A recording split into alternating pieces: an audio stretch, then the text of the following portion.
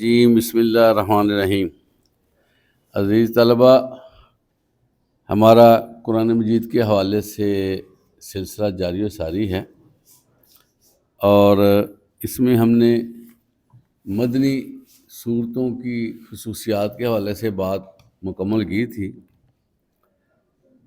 آج ہم آپ صلی اللہ علیہ وسلم کا جو آخری حج ہے، اور جس میں اللہ کے رسول آپ صلی اللہ علیہ وسلم نے خطبہ ارشاد فرمایا، اور اس میں بہت ساری چیزیں رکھی گئیں، وہ خطبہ جو ہے نوع انسانی کے لیے بہت زبردست پیغام لے کر آیا۔ اور اس خطبے میں جو رسمیں، جو معاملات صدیوں سے چل رہے تھے، جس کی وجہ سے معاشرہ اپاہج ہو جاتا تھا، اس کو یکسر ختم کیا گیا۔ آپ صلی اللہ علیہ وسلم کے سامنے تقریباً 1,20,000 کے قریب مجمع تھا، جس کو آپ نے خطاب کیا۔ اور یہ جو خطاب ہے، یہ ہر بندے کو اس کا علم ہونا چاہیے، بلکہ اس کو اپنے دل و دماغ میں اس کو بٹھا کر رکھنا چاہیے، کیونکہ آپ صلی اللہ علیہ وسلم نے اس خطاب میں جو ہمارے دین کا نچوڑ ہے نا، وہ سب کے سامنے رکھا، اور سب کو جو ہے وہ ساتھ گواہ کے طور پر بھی رکھا۔ کتنا اہم یہ خطبہ تھا کہ آپ صلی اللہ علیہ وسلم نے لوگوں کو شامل کر کے پوچھا کہ کیا میں نے تم لوگوں کو اللہ کا پیغام پہنچا دیا؟ وہ یک زبان ہو کر بولے ہاں، آپ نے اپنی رسالت کا حق ادا کر دیا۔ اس کے علاوہ آپ صلی اللہ علیہ وسلم جب یہ خطبہ ارشاد فرما رہے تھے، اس دوران اور اس کے لگ بھگ ایک آیت نازل ہوئی جو بڑی اہم آیت تھی، اور یہ آیت سن کر صحابہ کرام کی جو خوشی تھی وہ دیدنی تھی۔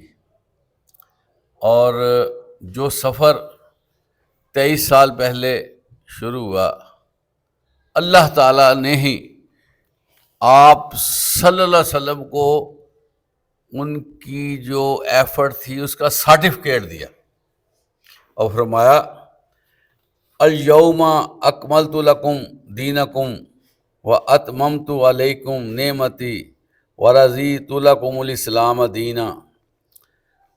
آج تمہارے لیے دین اسلام پورا کر دیا ہے، اور تمہارے اوپر نعمت بھی مکمل کر دی ہے، اور تمہارے لیے دین اسلام کو پسند بھی کر لی ہے۔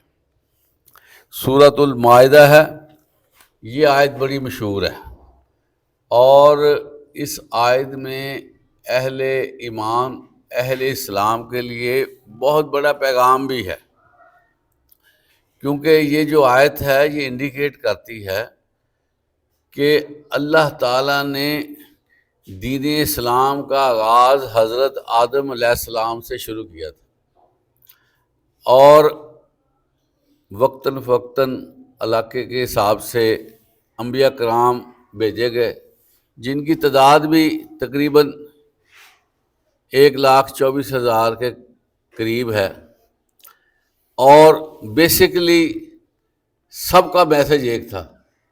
سارے انبیاء کرام نے اللہ تعالیٰ کی وحدانیت کا ہی ذکر کیا، لا الہ الا اللہ کو پھیلایا گیا۔ وقت کے حساب سے معاشرتی مسائل میں اللہ تعالیٰ نے کمی بیشی کی ہے۔ جو بنیادی اعتقادات تھے، عقائد تھے، وہ وہی ہیں جو حضرت آدم علیہ السلام سے شروع ہوئے۔ تو اس میں اللہ تعالیٰ نے یہ کلیئر کر دیا کہ اب جو سلسلہ حضرت آدم سے شروع ہوا، اب اس کو وائنڈ اپ کیا جا رہا ہے۔ اب جو ہے اس کے بعد کسی نبی نے نہیں آنا، اس میں ایک بڑا پیغام ہے عزیز طلبہ، کسی نبی نے نہیں آنا بلکہ قیامت آنی ہے۔ اس کا مطلب عزیز طلبہ ہمیں کانشیس کرنا بھی ہے کہ دیکھو اب قرب قیامت ہے، اب سفر تمہارا شروع ہو گیا قیامت کی طرف۔ اس حوالے سے ہمیں اور زیادہ دیکھنا چاہیے کہ ہمارے اوپر زیادہ بوجھ ہے، کیونکہ اب ہم نبی اکرم صلی اللہ علیہ وسلم کی امت ہیں، لیکن یہ ایسی امت ہے جس پہ بہت زیادہ بھاری پن ہے۔ کیا بھاری پن ہے؟ کہ 1,24,000 پیغمبر جو دنیا میں تشریف لائے ہیں انہوں نے تبلیغ کی، لیکن اب ان کا بوجھ جو ہے نا وہ امت محمدیہ کو اٹھانا پڑے گا۔ اس میں یہ میسج ہے، انا خاتم النبیین لا نبی بعدی، میں آخری نبی ہوں، میرے بعد کوئی نبی نہیں۔ اور اللہ تعالیٰ نے قرآن مجید میں بھی یہ ارشاد فرمایا کہ اے نبی آپ جو ہے وہ نبوت کو بند کرنے والے ہیں، آپ کے بعد اب نبی نہیں کو آئے گا۔ اس لیے اس چیز کو ہمیں سمجھنا چاہیے۔ اب دیکھیں عزیز طلبہ، اس میں ہمارے لیے آرڈر ہے باقاعدہ طور پہ کہ جو نبیوں نے کام کیا نا وہ آپ نے کرنا۔ العلماء ورثۃ الانبیاء، انبیاء جو ہیں ان کے جو وارث ہیں وہ یہی لوگ ہیں جو دین کو آگے پہنچائیں گے۔ ان کنتم تحبون اللہ فاتبعونی، اگر تم اللہ سے محبت کرتے ہو میری پیروی کرو۔ خود اللہ کے رسول کو یہ کہا جا رہا ہے کہ ان کو کہو کہ میری پیروی کرو۔ تو پیروی کیا ہے؟ ایک تو ہم خود قدم بہ قدم سنت پر چلیں، حدیثوں پر عمل کریں، قرآن کو اپنا زندگی کا دستور بنائیں۔ دوسرا صرف یہ نہیں ہے کہ ہم ٹھیک ہوں، بلکہ ہم خود اپنے آپ کو بہتر بنا کر اللہ کے نبی کا جو دین ہے وہ آگے منتقل کریں۔ اور عزیز طلبہ یہ چیز فرضیت میں آتی ہے۔ آپ صلی اللہ علیہ وسلم نے فرمایا کہ تم اگر کوئی ایسی چیز دیکھو جو پسندیدہ نہ ہو، جو غیر شرعی ہو، اس کو اپنے ہاتھ سے ریموو کرو، مٹا دو، اس کو آگے بڑھ کر اس کو پیچھے کر دو۔ یہ تمہارا اچھا ایمان ہے۔ اور اگر تم اس کی طاقت نہیں رکھتے، تمہارے اندر مسائل ہیں، تم میں جرت کی کمی ہے، تو کم از کم اس کو بول دو کہ یہ تم جو کر رہے ہو ٹھیک نہیں کر رہے، یہ تمہاری حرکت اچھی نہیں ہے۔ اس کو باور کراؤ، اس کو تھوڑا سا سینسیٹائز کرو کہ یہ معاملہ ٹھیک نہیں ہے۔ یہ تمہارے ایک درمیانہ سا ایمان ہونے کی نشانی ہوگی۔ اچھا ایمان تو یہی ہے کہ خود اپنے ہاتھ سے اس کو ختم کیا جائے۔ اس کے بعد اللہ کے رسول فرماتے ہیں کہ اگر تم میں یہ کیفیت بھی نہیں ہے، برائی اتنی سرایت کر چکی ہے، سوسائٹی اس کو قبول کر چکی ہے اور لوگ برائی کو برائی کا درجہ نہیں دے رہے، تو تم اس طرح کرو کہ اپنے دل میں اس کو برا تصور کرو۔ ذالک اضعف الایمان، یہ سب سے نچلے درجے کا تمہارے پاس ایمان ہوگا، ضعیف ایمان، کمزور ایمان۔ اب عزیز طلبہ ایک بات ذہن میں رکھیں کہ اگر ہم برائی کا حصہ بن جائیں گے تو پھر وہ ایمان ہمارا کہاں گیا؟ یعنی کہ جو بندہ دل میں برا رکھتا ہے نا، اس کا ایمان کا تھوڑا سا حصہ ہونا ہے۔ لیکن ایک بندہ خود برائی بنا ہوا ہے، یا برائی کا حصہ بن گیا، یا برائی کو پروموٹ کر رہا ہے، یا برائی کے اندر داخل ہو چکا ہے، تو بتائیں ایسا بندے کے پلے ایمان کیا ہوگا؟ تو ہماری مجموعی کیفیت عزیز طلبہ اس طرح کی ہو چکی ہے۔ بظاہر تو ہم ایمان والے ہیں اور کلمہ گو مسلمان ہیں، اور رسالت کے حوالے سے ہم بڑے زیادہ جو ہے وہ سخت ہیں۔ آپ صلی اللہ علیہ وسلم کی نبوت کے حوالے سے ہم بڑے سخت ہیں کہ آپ آخری نبی ہیں، اور آپ کی اداؤں پہ ہماری جان قربان ہے۔ آپ کی عزت پہ ہم جان نشاور کے لیے تیار ہیں، لیکن عزیز طلبہ یہ جو نعرے نعرے یہ زبان تک ہوتے ہیں، اصل چیز ہوتی ہے فزیکلی اپنے آپ کو امپروو کرنا۔ کردار کے حوالے سے لوگ کہیں کہ یہ بندہ محمدی ہے، یہ بندہ مسلمان ہے، کردار کے حوالے سے کہیں یہ ایماندار بندہ ہے، یہ بندہ صحیح سکہ جو ہے وہ اپنے مذہب میں پکا ہے۔ اب ہم نعرے لگانے کے لیے تو آگے بڑے ہوتے ہیں، جب عمل کی باری آتی ہے تو ہمیں نظر نہیں آتا۔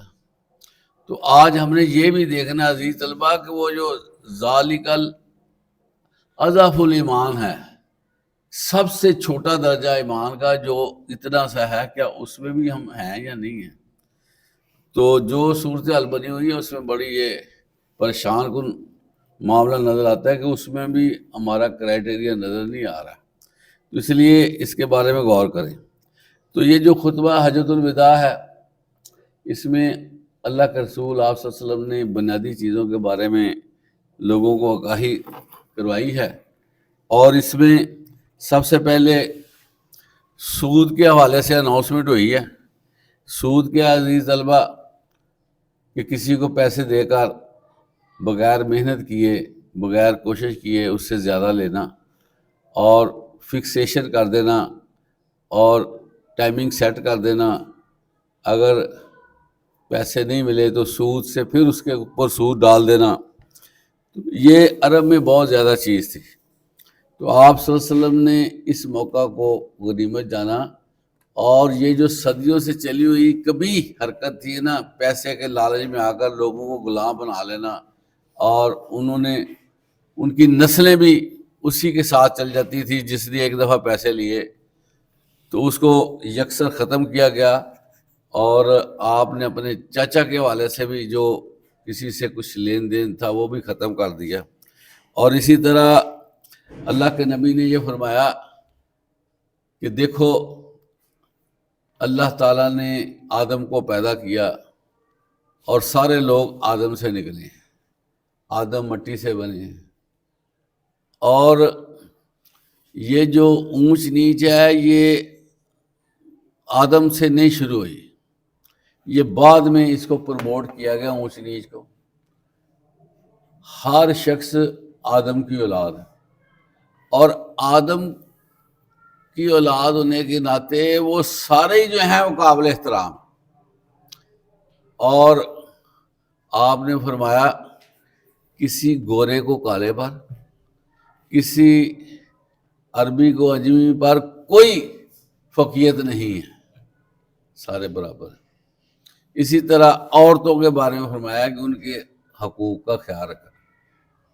عورتوں کے بارے میں بڑی بڑی چیزیں اگزامپل دی گئیں، اور آپ کو پتہ ہے کہ دین کا ترہ امتیاز ہے جو کسی اور مذہب میں یہ چیز نہیں آتی، کہ اللہ تعالیٰ نے خود قرآن مجید میں عورتوں کے بڑے مسائل ذکر کیے ہیں۔ ایک سورہ کا نام سورہ النساء ہے، اور دوسری سورہ بڑی مشہور ہے سورہ نور۔ ان میں بنیادی طور پر عورتوں کو فوکس کیا گیا اور ان کے مسائل کے حوالے سے بات کی۔ تو خطبہ حجۃ الوداع کے موقع پر بھی عورتوں کو پروموٹ کرنے کے لیے اللہ کے نبی نے اہل ایمان کو سینسیٹائز کیا کہ وہ اپنے طور پر عورتوں کے حقوق کا خیال رکھیں اور ان کو ڈیو رسپیکٹ دیں۔ اور آپ صلی اللہ علیہ وسلم نے عورتوں کے حوالے سے جو عجیب سی رسمیں تھیں کہ ان کے والدین کے مرنے کے بعد کوئی پرسان حال نہیں ہوتا تھا، ساری پراپرٹی جو ہے وہ میل لے جاتے تھے، مرد لے جاتے تھے۔ تو اللہ کے نبی نے عورتوں کو پراپرٹی میں حصے دار ٹھہرا دیا کہ ہر عورت جو ہے وہ اپنے والد والدہ کی پراپرٹی میں حصے دار ہے۔ اسی طرح آپ کو پتہ ہے عزیز طلبہ کہ مقدمات کے حوالے سے بھی عورتوں کو کوئی ویٹے نہیں دیا جاتا تھا، تو آپ صلی اللہ علیہ وسلم نے عورتوں کو گواہی میں شامل کیا، جو ایک بہت بڑی اچیومنٹ۔ پھر لونڈی اور غلام کا تصور ختم کرنے کی کوشش کی گئی، اور ایک ایسا پیٹرن جو ہے وہ جاری کیا جس کی وجہ سے آٹو سسٹم میں آ کر غلام اور لونڈی کا جو معاملہ تھا وہ آہستہ آہستہ ختم ہو گیا۔ اسی طرح جنگ کے حوالے سے بھی اصول دیا گیا ہے کہ جنگ جو ہے وہ ان سے لڑی جاتی ہے جو مقابلے پہ آئیں، جو دروازہ بند کر لیں، جو ہتھیار پھینک دیں، جو سرنڈر کر دیں، ان سے جنگ نہیں بنتی۔ اسی طرح جنگ بنتی ہے ان سے جو لڑنے کی طاقت رکھتے ہیں، بچوں کو جنگ میں نہ مارا جائے، عورتوں کو جنگ میں ذلیل نہ کیا جائے، کھڑی فصلوں کو برباد نہ کیا جائے، اور جو ایمان مانگنا چاہے اس کو ایمان دے دی جائے۔ چنانچہ اہل مکہ نے یہ دیکھا کہ دنیا میں جو بڑا انقلاب آیا لیکن کسی کو نقصان نہیں دیا، انقلاب برپا ہو گیا۔ اہل مکہ کو جنہوں نے 13 سال تک آپ صلی اللہ علیہ وسلم اور آپ کے صحابہ، جس میں خواتین بھی شامل ہیں، جس میں بچے بھی شامل ہیں، ان کا ناطقہ بند کیا ہوا تھا، ان کو اتنی تکلیفیں دی تھی کہ وہ تکلیفیں مہیا نہیں ہو سکتی۔ آپ صلی اللہ علیہ وسلم کے ساتھ اتنا ستیلا سلوک کیا گیا کہ کسی نبی کے ساتھ اس طرح کا سلوک نہیں ہوا جس طرح آپ صلی اللہ علیہ وسلم کے ساتھ 13 سال میں مکہ والوں نے کیا، لہو لہان کیا، دھکے دیے ہیں، بائیکاٹ کیا، اور ہر حوالے سے جو بھی وہ پستی میں لا سکتے تھے نا، آپ صلی اللہ علیہ وسلم کو لانے کی کوشش کی گئی، جادوگر کہہ دیا گیا، بچے پیچھے لگا دیے گئے، اور اسی طرح جو ہے سوشلی جو ہے ڈیگریڈ کیا گیا۔ لیکن اتنا ظلم ہونے کے باوجود جب آپ مکہ میں تشریف لائے تو مکہ میں انٹری کے وقت سر عام معافی کا اعلان کر دیا گیا، اور بڑے بڑے رؤساء جنہوں نے پلاننگ کی تھی، جنہوں نے سارے سسٹم کو ڈیولپ کیا تھا آپ صلی اللہ علیہ وسلم کے خلاف، سب کو چھوڑ دیا۔ تو یہ دنیا کا عجیب انقلاب تھا جس میں ایک بندے کو بھی تکلیف نہیں دی گئی، ایک بندے کو بھی سزا نہیں دی گئی، جو سرنڈر کر کے اس کو نا اللہ کے نبی نے امان دے دی۔ اس حوالے سے خطبہ حجۃ الوداع جو ہے اس میں تقریم انسانیت کے حوالے سے بڑی باتیں ہوئیں، اور سب سے بڑی بات جو ہوئی، اللہ کے نبی صلی اللہ علیہ وسلم نے خانہ کعبہ کی طرف اشارہ کر کے کہا، اے کعبہ تیری عزت ہے لیکن مومن کی عزت تجھ سے بھی زیادہ ہے، اور آپ صلی اللہ علیہ وسلم نے فرمایا کہ آج مومن کا خون حرام ہے، مومن کا مال حرام ہے، مومن کا قتل حرام ہے، ساری تکریم مومن کو دی گئی۔ آپ اندازہ کریں کہ ایک عام شخص، نماز پڑھنے والا شخص، اس کو کتنی پذیرائی دی گئی ہے کہ خانہ کعبہ کے سے زیادہ اس کو عزت ڈکلیئر کر دیا گیا۔ تو یہ ساری چیزیں جو ہیں یہ خطبہ حجۃ الوداع میں ہمیں نظر آتی ہیں۔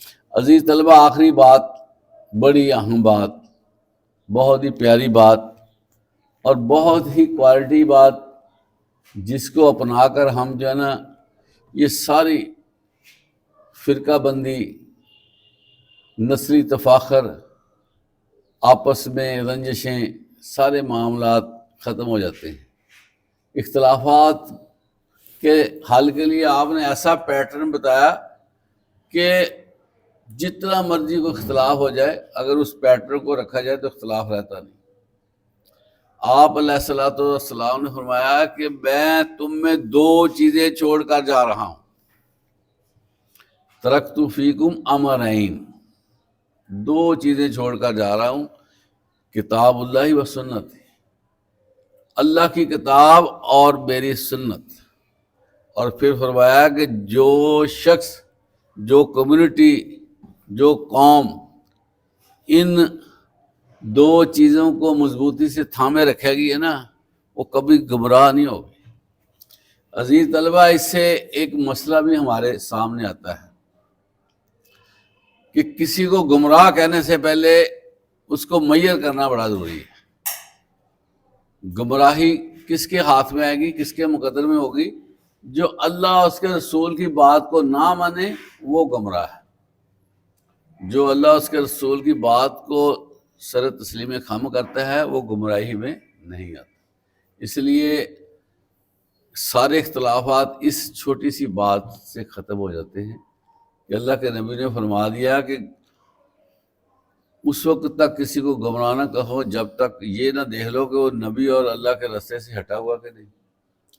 تو آج ہم نے اپنے طور پر عزیز طلبہ یہ اسیس کرنا ہے، ہر کمیونٹی اسیس کرے، ہر گروہ اسیس کرے، ہر شخص اسیس کرے کہ اللہ کے نبی کے فرمان کے مطابق میں اہل ایمان سے ہوں یا گمراہوں میں سے ہوں۔ کیسے؟ کہ دیکھے کہ میں اللہ کی کتاب پر مکمل عمل کرتا ہوں، اللہ کے حکموں کو مانتا ہوں، اللہ کے حکموں کو وائلیٹ نہیں کر رہا ہوں، اور اسی طرح میں نے سنت کو اپنایا ہوا ہے، سنت پر میں چل رہا ہوں، حدیث مبارکہ کو دیکھ کر میں عمل کرتا ہوں، اور سارے معاملات میرے قرآن اور سنت کے مطابق ہیں۔ اگر کوئی بندہ اس چیز کا جائزہ لے لے گا اور وہ اگر سمجھتا ہے کہ میں اس پہ ہوں، تو وہ یقینی طور پر سکہ مسلمان ہے، پکا مسلمان ہے۔ ادروائز آپ صلی اللہ علیہ وسلم کے فرمان کے مطابق جو بندہ ان چیزوں کو نہیں پکڑے گا وہ گمراہوں میں آ جائے گا۔ تو اللہ تعالیٰ ہمیں اس چیز کو سمجھنے کی توفیق عطا فرمائے اور قرآن فہمی کا ہمیں خوگر بنائے، ہم سنت کو اجاگر کریں، سنت کے ساتھ محبت کریں، سنت کے مطابق چلنے کی توفیق عطا فرمائیں۔ عزیز طلبہ، بہت سی باتیں پہلے بھی ہوئی ہیں، دوبارہ سے ایک بات کہہ دیتا ہوں کہ اللہ تعالیٰ نے جو انسانی باڈی بنائی ہے نا، اس باڈی میں جو دین ہے، دین اسلام، دین اسلام کی تعلیمات کا جو سافٹ ویئر ہے نا، وہ انسان کے جسم میں رکھا ہوا ہے، یہ میں آپ کو بتاؤں۔ اور ہم اس سافٹ ویئر سے نکل کر جو ہے نا جب کام کرتے ہیں تو ہماری ونڈو کرپٹ ہوتی ہے، پتہ آپ کو، کیونکہ اللہ تعالیٰ نے سارے راستے دکھائے ہوئے ہیں اور سارے راستے سیدھے ہیں اللہ کے۔ یہ میں آپ کو بتاؤں، اہدنا الصراط المستقیم، یا اللہ میں سیدھا راستہ دکھا۔ اللہ تعالیٰ نے پورا دین جو ہے نا سیدھا رکھا ہوا ہے، اس میں کوئی کرو نہیں ہے، کوئی موڑ نہیں ہے، یو ٹرن نہیں ہے، یہ میں آپ کو بتا دوں۔ کوئی ایسا راستہ اللہ کے نبی نے نہیں بتایا کہ بندہ اس کو ڈھونڈتا رہ جائے، ڈھونڈنے والی بات نہیں ہے کوئی، یہ میں آپ کو بتا دوں۔ سیدھا سیدھا رکھ دیا بندے کے اپنے دماغ میں فتنہ فتور ہے نا، وہ تو دین کو سمجھنا بڑا آسان ہے۔ عزیز طلبہ، دین کی تعلیمات جو ہے نا وہ ایسے ہی برائٹ ہے جیسے سورج نکل کر سب کو روشن کر دیتا ہے۔ تو جو بندہ یقین کریں کہ دین کے معاملات کو سمجھ کے چلے گا نا، اس کے اندر برائٹنیس آ جائے گی، وہ صحیح طور پر سمجھ جائے گا کہ دین ہے کیا، پھر اس کو نا اور کوئی چیز اچھی نہیں لگے گی، کیونکہ ہم جو ہے وہ فلی اس کا ٹیسٹ نہیں کرتے، دین کا فلی اس کو انڈرسٹینڈ نہیں کرتے، جس کے نتیجے میں ہمارے اندر ایک خوف سا کہ پتہ نہیں دین میں داخل ہو جائے گا تو کیا ہو جائے گا۔ دین میں داخل ہونے کا مزہ ہے عزیز طلبہ، جب بندہ اللہ کے آگے سرنڈر کر جاتا ہے نا کہ یا اللہ تو ہی تو ہے، تیرے ساتھ ہے، میں تیری عنایات ہیں، تو جو کہتا ہے تو میں ماننے والا ہوں، تو یقینی طور پر اللہ تعالیٰ بندے کو پھر اپنے پاس رکھ لیتا ہے اور اس کے اندر اس طرح کے معاملہ رکھ دیتا ہے جس کو ہم حکمت و دانش کہتے ہیں۔